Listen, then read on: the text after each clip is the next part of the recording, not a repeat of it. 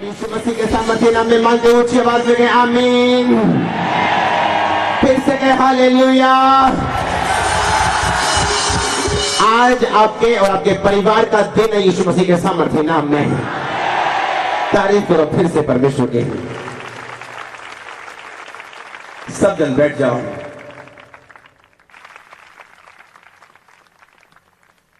हम सब जन खोलेंगे यूहन्ना 2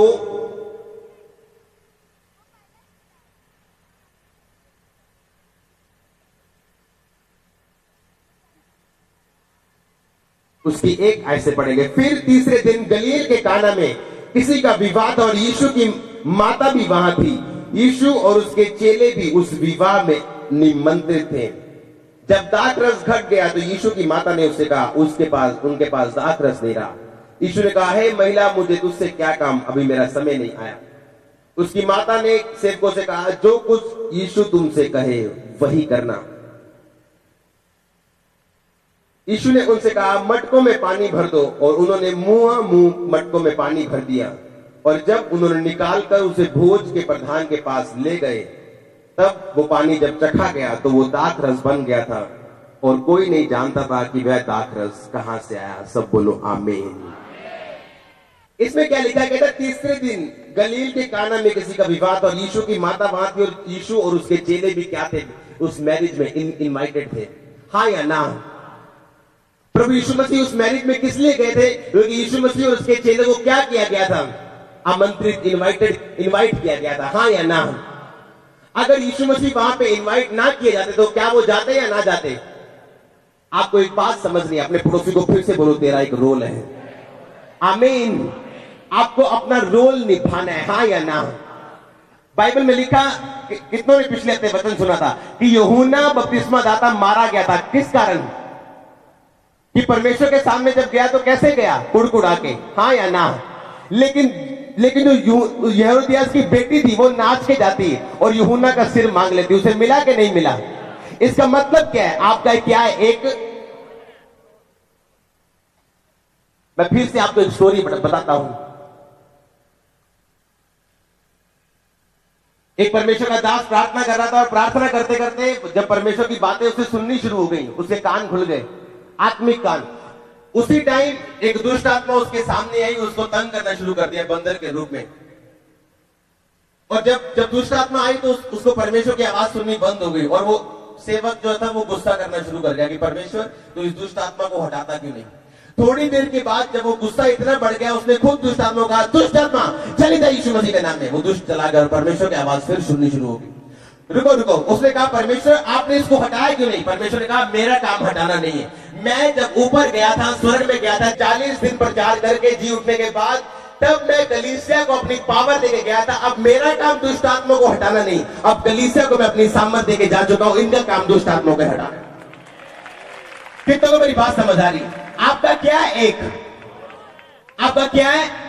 अगर यीशु मसीह को आमंत्रित ना किया जाता तो क्या वो मैरिज में जाते?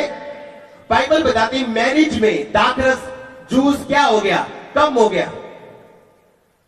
आज के हिसाब से लगा लो कि खाना खत्म हो गया, सब्जियां खत्म हो गई, तो क्या मैरिज में इज्जत बनेगी? बनेगी क्या? लेकिन अगर उन्होंने यीशु मसीह को इनवाइट ना किया होता तो उनकी बेइज्जती होनी जरूरी थी और होनी थी। हाँ या ना? इसका मतलब क्या है कि उनकी बेइज्जती हो या ना हो, ये किस बात पे डिपेंड करती थी? किस बात पे निर्भर करती थी कि क्या यीशु मसीह उनकी मैरिज में है या नहीं? परमेश्वर ने मुझे कितने हफ्तों से आपको एक ही बात बताने के लिए बोला है कि आपको लड़ना है। बिना लड़ाई कोई जीत नहीं। आपकी लड़ाई इंसानों के साथ नहीं, आरएसएस के साथ नहीं, कैथोलिक के साथ नहीं, पेंटिकोस्टल के साथ नहीं, सीएनए के साथ नहीं, जिसका आप नाम ले लो उसके साथ नहीं, हिंदुओं के साथ नहीं, मुसलमानों के साथ नहीं, सिखों के साथ नहीं। लड़ाई किसके साथ है? ऊंची आवाज में।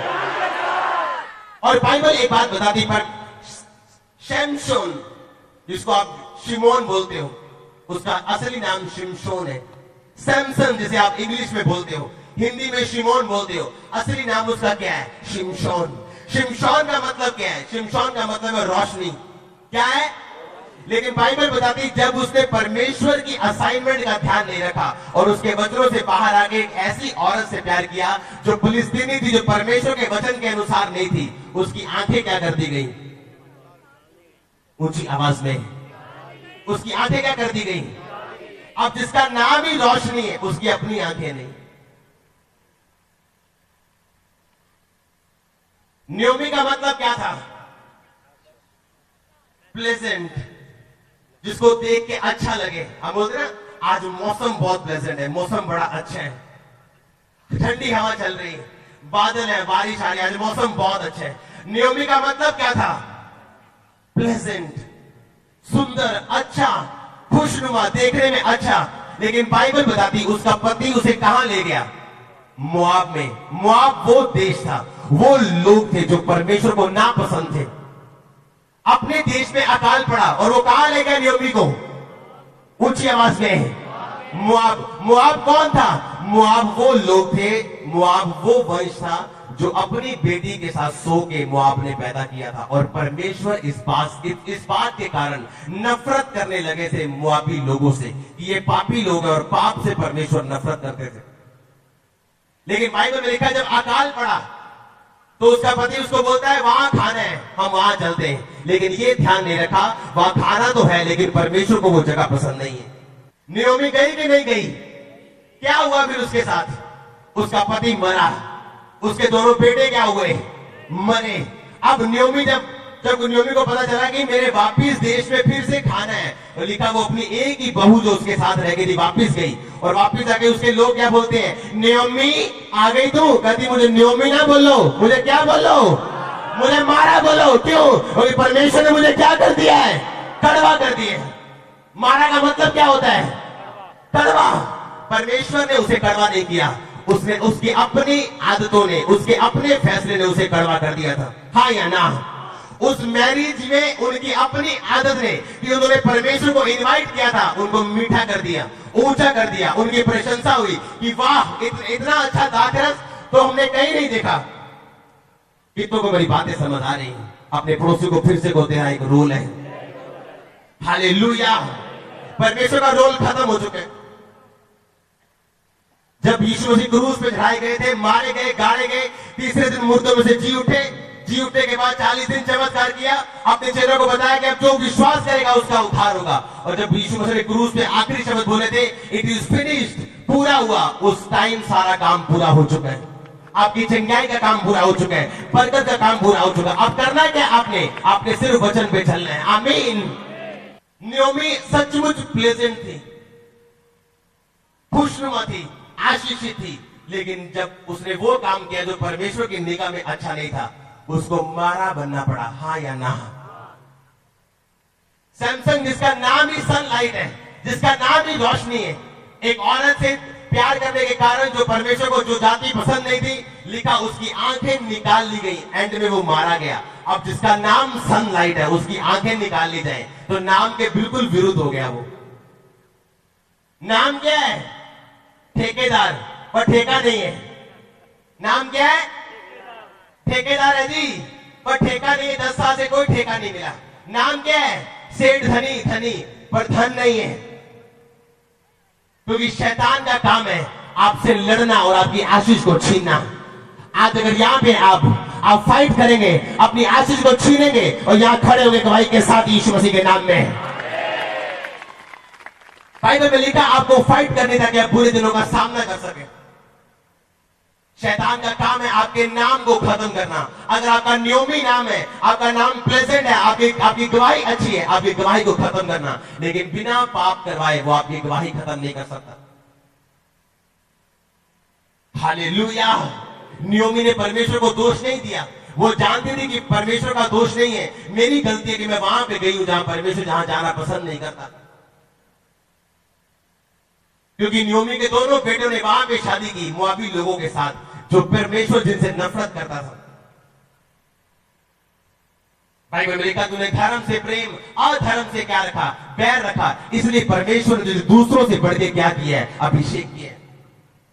आप चाहते हैं आम लोगों जैसा बनना? आप चुने गए आम लोगों में से क्या आप आम ही रहना चाहते? आज दुनिया को देखो, मोहल्लों में देखो, सब एक जैसे हैं, सब एक जैसे, कुछ सब एक जैसे खाते हैं, डालते हैं, सब कुछ एक जैसा है, चाहे उसमें उनमें लोग मसीह क्यों नहीं। हम एक जैसे इसलिए दिखते हैं क्योंकि हमारे काम एक जैसे हैं। जिनके काम अलग है वो दिखते भी अलग है यीशु मसीह के नाम में। अगर आपको अलग दिखना है, आपका बिजनेस, आपकी सेवकाई, आपका जिंदगी, आपका परिवार, आपकी सेहत अलग दिखनी चाहिए लोगों से, आपको काम भी अलग करने पड़ेंगे, हाँ या ना। बाइबल में लिखा परमेश्वर वहां पे इनवाइटेड थे, इसलिए परमेश्वर वहां पे गए। जिसका नाम सनलाइट है, जिसका नाम रोशनी है, वो शिमशोन जो 1000 व्यक्ति को गधे के जबड़े की हड्डी से मारता है, वो उसकी आंखें निकाल ली जाती। कब सेफ है आप जानते हैं, कब सुरक्षित है आप? जब परमेश्वर की असाइनमेंट उसके दिए गए काम के नीचे। आज मैं आपको एक सीक्रेट देता हूं, ध्यान से सुनना। आपकी जितनी मर्जी जरूरत क्यों ना हो, जरूरत के हिसाब से परमेश्वर आपको कभी नहीं देंगे, ये बात ध्यान में रखना। हॉस्पिटल में लोग मरते हैं कि नहीं मरते हैं? ऊंची आवाज में चंगाई चाहिए उन्होंने, फिर मारे क्यों जानते हैं?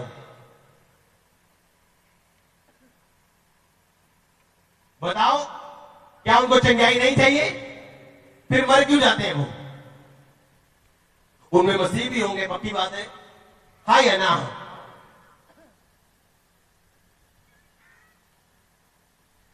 सैमसंग कब तक सेफ था? जब तक ये परमेश्वर के क्या कर रहा था? काम कर रहा था। जब तक ये परमेश्वर के ठहराए हुए स्थान में था, तब तक ये क्या था? सेफ था। जब भी शैतान इसको मारने के लिए आता था, ये शैतान को मारता था, हाँ या ना? परमेश्वर जब आपको ब्लेस करता है, आपके असाइनमेंट के हिसाब से आपको ब्लेस करता है। जब हन्ना कितने सालों से बांझ थी और परमेश्वर ने उसे ब्लेस नहीं किया, तो क्या आप उस इसलिए ब्लेस हुई कि उसे अपनी सास को, अपनी सौतन को जवाब देना था? क्या वो इसलिए ब्लेस हुई कि वो रो रही थी? रोने से परमेश्वर कभी आपको ब्लेस नहीं करते, सिर्फ रोने से। लिखा, हन्ना ने क्या किया? एक मन्नत मांगी कि पिता, अगर तू मुझे बेटा देगा तो ये बेटा मैं क्या कर दूंगी? तुझे तेरी महिमा के लिए क्या कर दूंगी? अब ये अंडर असाइनमेंट आ चुकी है, क्योंकि हन्ना को आत्मा के द्वारा एक बात पता चलती है कि परमेश्वर को एक ऐसे भविष्यद्वक्ता की जरूरत है जो उसके काम कर सके। अब हन्ना एक वायदा करती, परमेश्वर अगर तू मुझे बेटा देगा तो मैं इसे तुझे क्या कर दूंगी? अर्पण कर दूंगी। लिखा, परमेश्वर ने इसे बेटा दिया और उसके बाद बहुत से बेटे और बेटियां हन्ना को दिए। शिमशोन तब तक सेफ था जब तक वो परमेश्वर के ठहराए गए स्थान में और उसके वचनों में था। 1000 व्यक्ति भी उसे मार ना सका, और गधे की जबड़े की हड्डी से लिखा, उसने 1000 बंदों को। पुराने नियम लड़ाइयां होती थी, अब नहीं होती।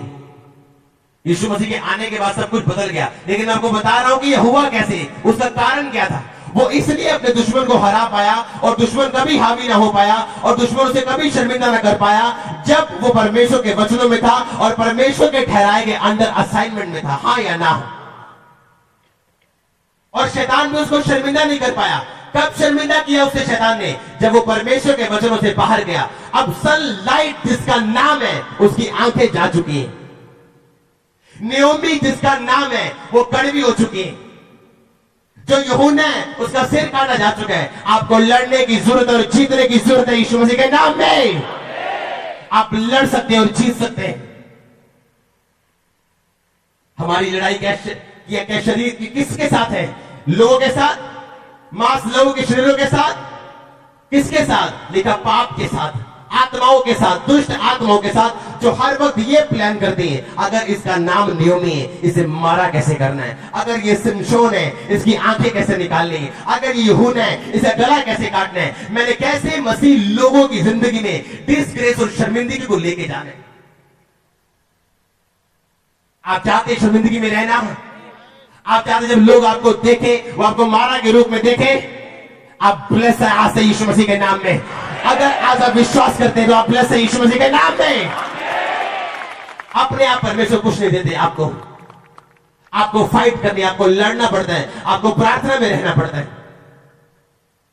हालेलुया।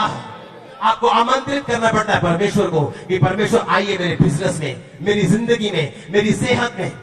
आप मसीह हो सकते हैं, बीमार भी हो सकते हैं अगर आप चंगाई पे विश्वास नहीं करते हैं। आप मसीह हो सकते हैं, आप गरीब भी हो सकते हैं अगर आप बोने पे विश्वास नहीं करते हैं। आप मसीह हो सकते हैं लेकिन आपकी जिंदगी में आशीष नहीं हो सकती अगर जिस चीज पे आप विश्वास करते हैं मसीह में, वही चीज आपकी आशीषित रहती। अगर आप यूहन्ना की पुस्तक पढ़ते तो यीशु मसीह ने कहा था, मैं इसलिए चोर इसलिए आया चुराने के लिए, घात करने के लिए और नष्ट करने के लिए। हाँ या ना? इसका मतलब शैतान क्या करने आया? चुराने के लिए, घात करने के लिए और नियोमी का उसने क्या किया? चुराया, घात किया और क्या किया? नष्ट किया। शिमशोन का उसने क्या किया? चुराया, घात किया और क्या किया? नष्ट किया। कारण क्या था? पाप। लेकिन यीशु मसीह ने कहा, मैं इसलिए आया कि तुम क्या पाओ? कौन सा जीवन? बहुतायत का जीवन। लेकिन कौन सी लाइफ? कौन सा जीवन? अगर आप बाइबल को इब्रानी भाषा में पढ़े तो उस यूनानी भाषा में पढ़े तो जीवन का मतलब है जोए। बोलो जोए, ZOE, बोलो जोए, जोए लाइफ। आमीन। जोए का मतलब क्या है? जोए का मतलब है वो विश्वासी जिसके पास जोए लाइफ यानी परमेश्वर की जिंदगी है, शारीरिक भी और आत्मिक भी। मैं आपको बताता हूं, बहुत कम लोग ये जानते होंगे, राइस पुलर कॉइन्स ऐसे सिक्के होते हैं जो राइस को, जो चावल को पुश कर देते, जो चावल को जैसे मैग्नेट होता है वैसे उसको आगे कर देते, अपनी ओर खींच लेते हैं। एक कॉइन, आम कॉइन होता है, वो भी जैसे आना, पुराने सिक्के, लेकिन उनपे एक ताकत आती है जो परमेश्वर की ओर से आती है। वो साइंटिस्ट जानते नहीं वो आती कैसे। उसकी मिनिमम जो कीमत है वो 1000 करोड़ रुपए है एक कॉइन की। कितनी? और वो कहीं भी जमीन में मिल सकता है, खानों में जो कितने में। अगर आपको यकीन नहीं, आप नेट खोलो, आप सारा पढ़ सकते हैं। उसमें बहुत से लोग फ्रॉड भी करते हैं, हमारे पास है, हमारे पास है। लेकिन आपको कुछ चीज समझाने की कोशिश कर रहा हूं। वो सिक्का कहां से मिलता है? जमीन से, पुराने एरिया से। वो सिक्का क्या? उसे आरपी बोलते हैं। बहुत बड़े बड़े जो कंपनियां होती हैं जो परमाणु बम बनाती है, वो ऐसा सिक्का अगर आप बस में लेके उसे बैठ जाएंगे, बस चलनी बंद हो जाएगी। जितने इलेक्ट्रॉनिक आपके पास साउंड है, साउंड बंद हो जाएगा। वो ऐसे सिक्के में कुछ रेडिएशन पैदा हो जाती है। वो सिक्के की कीमत 1000 करोड़ से आज की डेट में ज्यादा है। अब वो सिक्का देखने में कैसा लग रहा है? आम सिक्कों की तरह। उसी तरह आप हैं यीशु मसीह के नाम में। कितने मेरी बात को समझ रहे हैं? आज मैं आपको एक चीज समझाने की कोशिश कर रहा हूं। आप आम नहीं, आप आम सिक्के की तरह, आम इंसान की तरह उसी सूट में, पैंट में, उसी जुराबों में, कमीज में लग सकते हैं, लेकिन आप खास हैं। अब मेरी बात सुनो, वो सिक्का खास क्यों है? सम रेडिएशन उसमें ऐसी है जो बड़े बड़े प्रोजेक्ट बनाने में काम आती है। बड़े बड़े जो दुनिया के लोग हैं उसे खरीदने के लिए 1000 करोड़ हो, 2000 करोड़ हो, उसे खरीदने के लिए तैयार है। बड़ी बड़ी कंपनियां, सरकार खरीदने के लिए तैयार है। आपके पास लाइन लग जाएगी कंपनियों की अगर आपके पास वो सिक्का है। एक आम सिक्का, वो 1 रुपए का भी हो सकता है। आपकी जेब में पड़ा 1 रुपए का सिक्का भी, अब घर जाके चेक मत करने लग जाना सभी। अभी ध्यान से सुनो मेरी बात। कितने मेरी बात समझ रहे हैं? वो सिक्का एक जो जिसमें स्पेशल रेडिएशन परमेश्वर ने डाल दिए, इतना महंगा हो जाता है। बाइबल बताती जिस दिन आपने यीशु मसीह को कबूल किया था, अब मान लो ये भाई यहां पे, इसके पास जेब में 10 सिक्के हैं और ये नहीं जानता कि एक सिक्का वही है, पर इसके लिए वो क्या है? 1 रुपया, और कंपनी के लिए वो 1000। कितने मेरी बात को समझ रहे हैं? उसी तरह आज मसीह जिंदगी सबके पास है। सबने यीशु को कबूल किया, सबने बपतिस्मा लिया, पवित्र आत्मा पाया। हाँ या ना? अब सबके पास क्या है? वो सिक्का, वो लाइफ।